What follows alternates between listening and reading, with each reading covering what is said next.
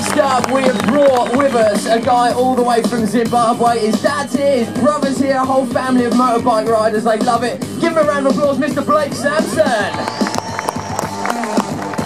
So dropping in the Samsonator, big one hand, one footer to start things off.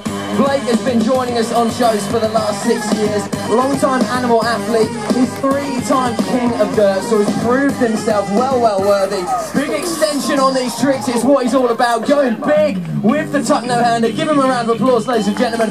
Mr. Blake Samson, just rolling himself in, getting some speed up here, is the Welsh BMX champion, especially for this weekend. Please give a round of applause to Mr. James Jones.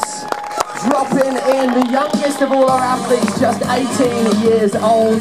He rides brakeless and he's absolutely reckless. He had some pretty good crashes yesterday, but he's absolutely made of iron. He's got really technical tricks, and he is the Welsh BMX champion, so definitely worthy of a weekend at Silverstone with the Action Sports Tour. Give a round of applause to James Jones.